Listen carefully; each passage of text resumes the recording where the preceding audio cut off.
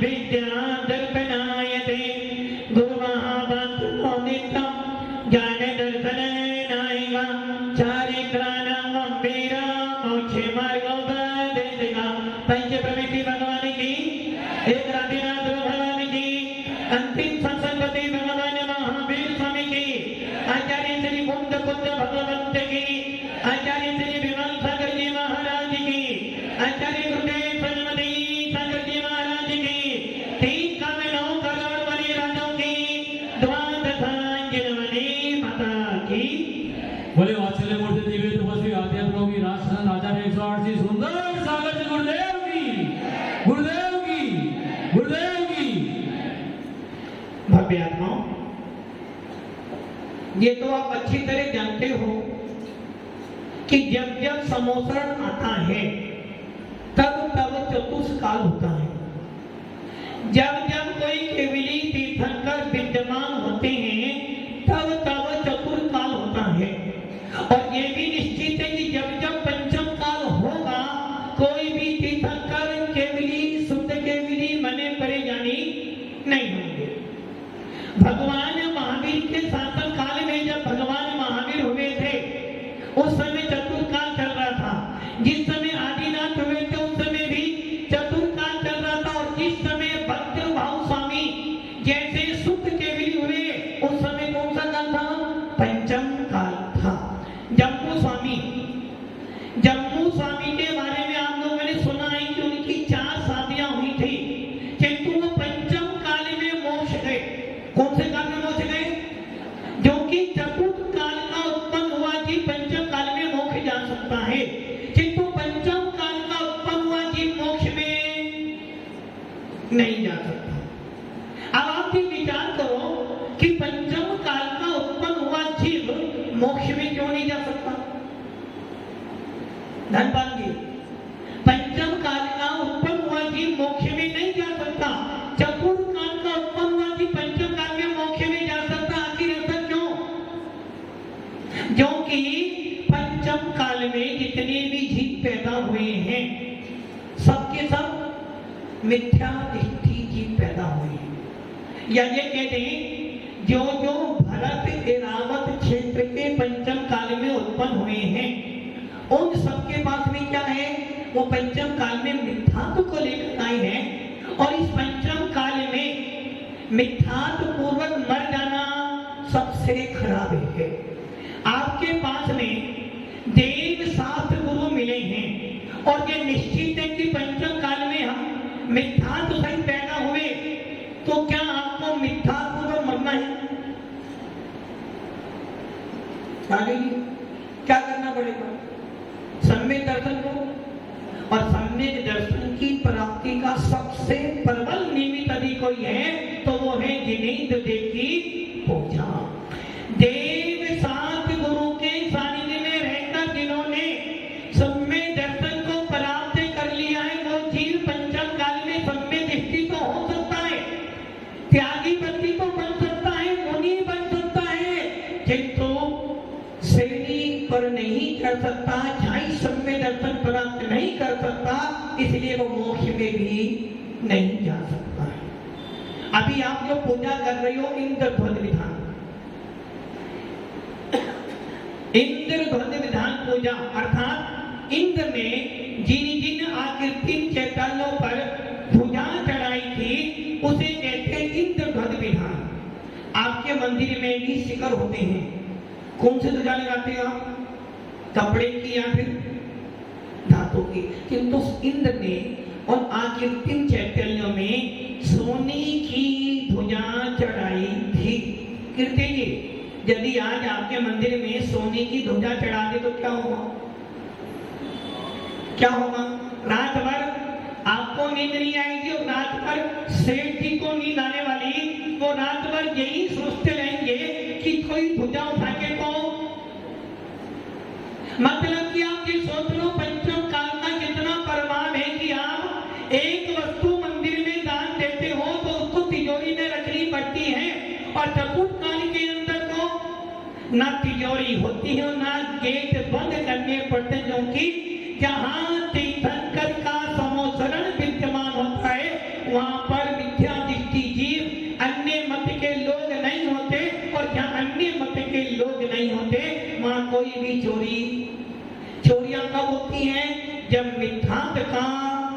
प्रकोप बढ़ता है।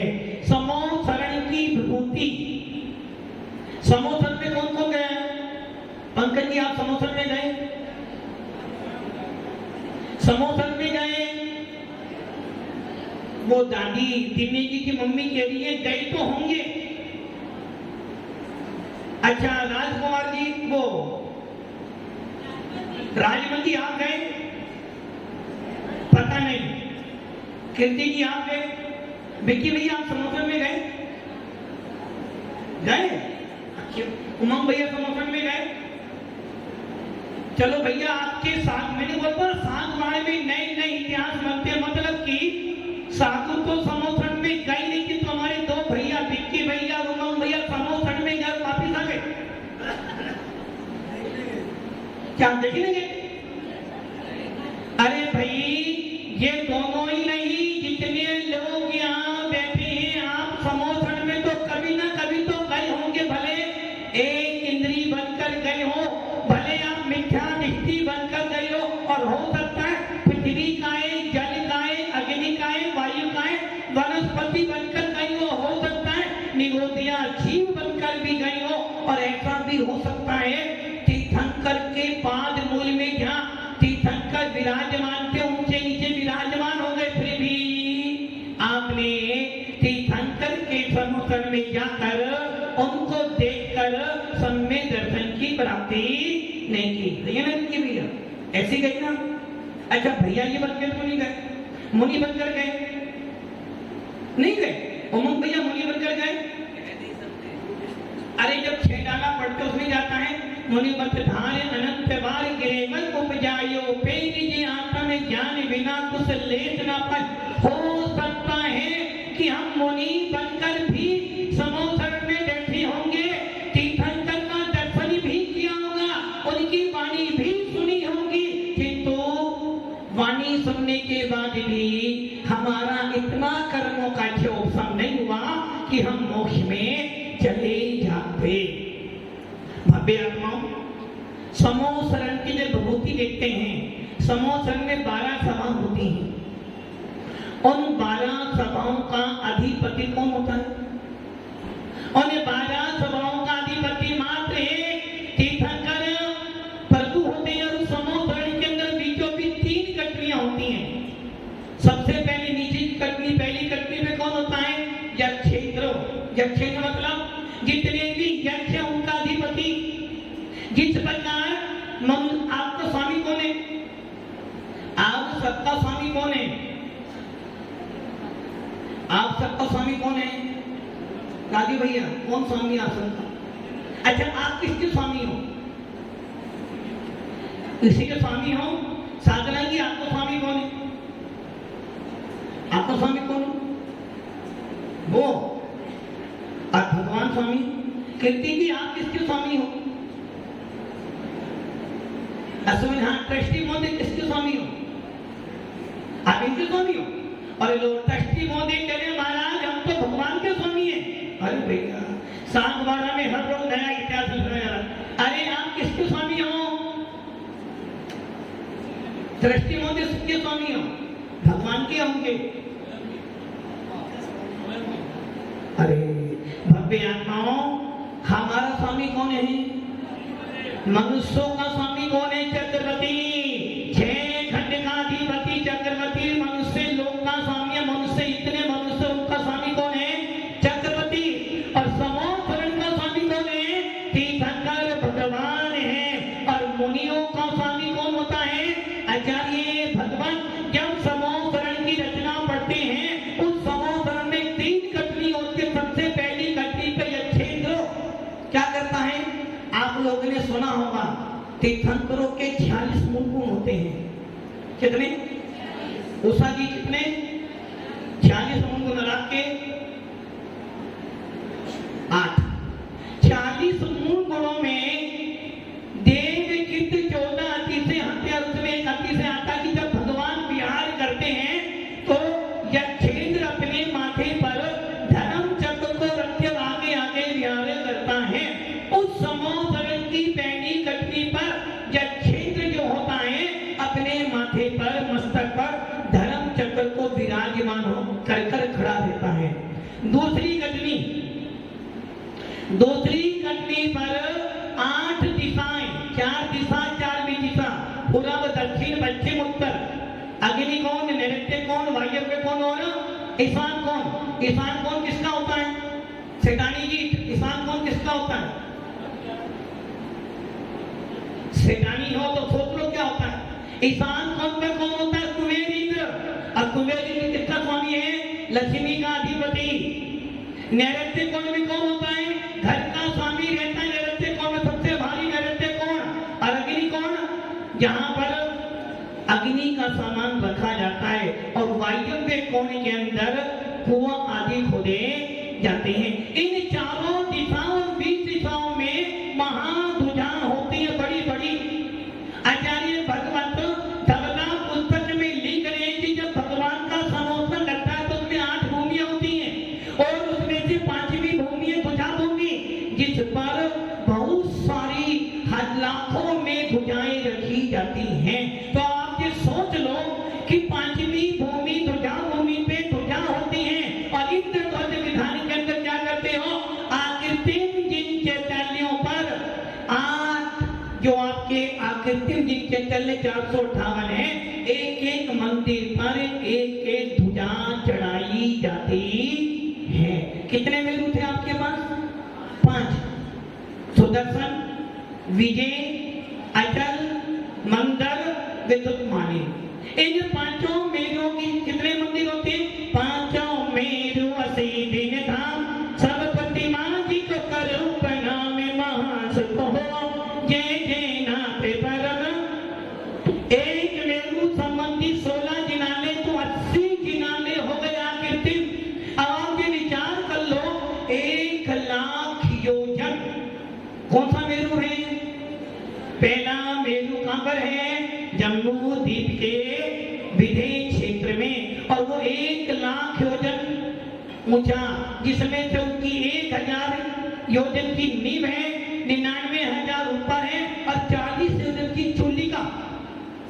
ऐसे उस सुदर्शन मेरु पर 16 जिन मंदिर है। कितने मंदिर हैं? 16 जिन मंदिर हैं। और दूसरे जो मंदिर हैं विजय, अचल, विद्युतमान मंदिर, वो कितनी है? 84,000 योजन, जिसमें से 1,000 योजन उसकी नींवें। ऐसे आकृति 80 जिन चेताले जिनको मिले हैं। 2.5 द्वीप में रहने वाले मनुष्यों को मिले हैं। इन 2.5 द्वीप में हम जा सकते हैं, विद्याधर जा सकता है, रिद्धिधारी मुनि जा सकते हैं और आप जैसे श्रावक भी जा सकते हो। किंतु अभी हमारी सामर्थ्य नहीं है, इसलिए हमने इस मध्य लोक के अपने भारत देश में क्या करा है? 5 मेरु विराजमान की है। और क्या भावना भरे हैं कि हे भगवान, ये आकृतिम जिन चेताले हैं, इनकी पूजा कर कर मैं भी आकृतिम हूं। आपको किसने बनाया है? आपको किसने बनाया? किसने बनाया आपको? किसी ने बनाया कि नहीं बनाया? अनादि काल से हूं, अनंत काल तक रहूंगा। इसलिए हे भगवान, आप आकृतिम जिन चैतन्यों की पूजा करते करते मैं भी आकृतिम पद को प्राप्त करूं। कौन सा पद? आकृतिम पद कौन सा है?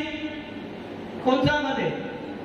सिद्धालय में जाना है। सिद्धालय का पद किसी ने बनाया नहीं है।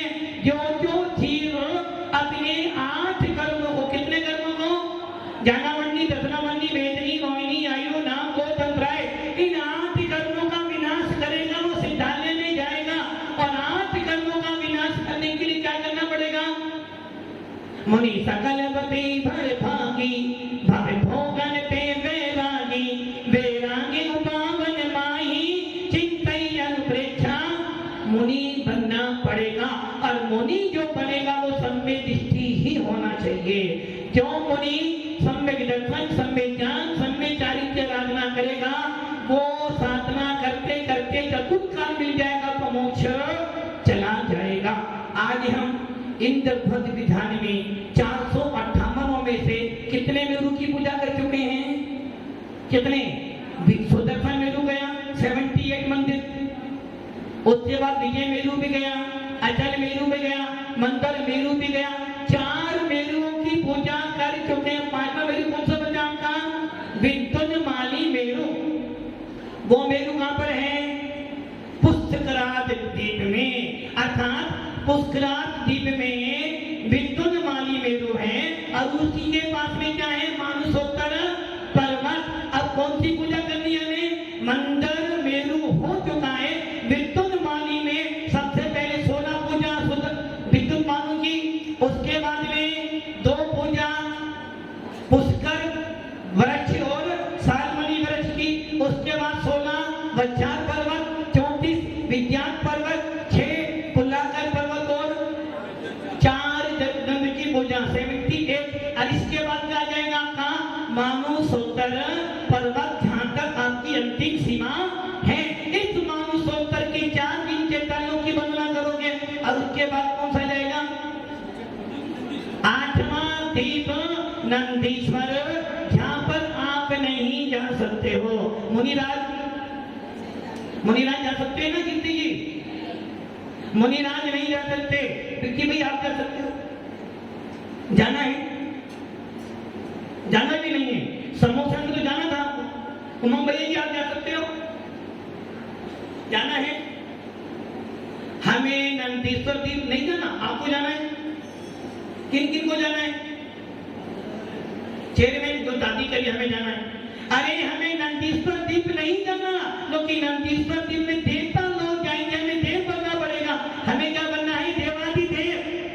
ये भावना भाव कि हम देवाधिदेव बन जाएंगे तो नंदीश्वर द्वीप में कहीं ना कहीं हमारी मूर्ति भी विराजमान हो जाएगी। भव्य आत्माओं, हमें ये उसके बाद नंदीश्वर द्वीप के 52 दिन के तलों की पूजा करोगे। और नंदीश्वर द्वीप के बाद कुंडलगिरी के 4 मीनारों की पूजा। और उसके बाद 13वां की पुरचकावती की पूजा करोगे। आपके मध्य लोक के 458 जिन मंदिरों की पूजा पूरी हो जाएगी। और इसका फल क्या मिलेगा? इसका फल क्या मिलेगा? आत्मा में सम्य दर्शन की उत्पत्ति हो जाए, हमारा गुण स्थान 4था हो जाए और हम भी आत्मा से भगवान बन जाते। आत्माओं, विधान का फल है रत्नत्रय की प्राप्ति। विधान का फल है कसाइयों की मंदता। विधान का फल है मोक्ष मार्ग प्रशस्त होना। और विधान का फल है जितनी भी हमारे पर आपत्ति आ रही, विधान रखना। जिनेन्द्र देव की भक्ति में अपना मन वचन काय लगा दो। भगवान, अभी वो भजन सुन रहे थे ना, भगवान तुम्हें मैं खत लिखता पर पता मुझे मालूम नहीं। संकट सब पर आते हैं, द्रौपदी पर आए थे तो उसने भी भक्ति की, सीता पर आए तो अग्नि का जल बन गया, और मैना सुंदरी पर आया तो कोड़ीपति कामदेव बन गया। और सुदर्शन सेन पर जब आपत्ति आई तो सूली भी सिंहासन बन गई। चंडाल पर जब आपत्ति आई तो वो भी सिंहासन बन गया। आपत्ति सब पर आती है, किंतु आपत्ति में क्या करना? आपत्ति में क्या करना? आकुल व्याकुल नहीं होना। क्या करना? जिनेन्द्र भक्ति, जिनेन्द्र भक्ति, जिनेन्द्र भक्ति, दिने दिने सदा मेषु, सदा मेषु, सदा मेषु भवे भवे। पूरे विश्व के अंदर देव साथ गुरु से बढ़कर कोई नहीं हो सकता। जितनी भी आपत्ति आई है, देव था गुरु की पूजा कर लेना, श्रद्धा से नमन कर लेना, सारी आपत्ति दूर। दुनिया से ये मत कहो कि इतनी बड़ी आपत्ति आई है, दुनिया से ये कहो कि मेरे गुरु का नाम ये है तो आपत्ति